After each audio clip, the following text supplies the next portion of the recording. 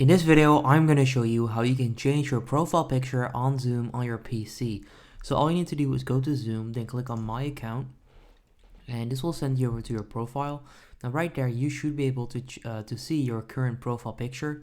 As you can see right there, I don't have one, so I can click on Change right there.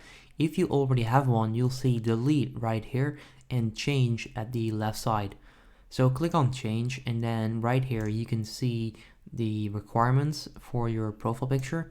Click on Upload, and then find the profile picture that you want to upload. Let's say that I want to upload this one. Let's see if that actually fits, and if the size is alright. Might be larger than 2 MB. Let's see. It's loading the picture. Okay, so there you go. So this is actually the profile picture. You can then select a frame. As you can see right there, you can then select this. Now let's say that I want to use this part as my profile picture. You then do this and then click save right there. And that's how you can change your profile picture on Zoom.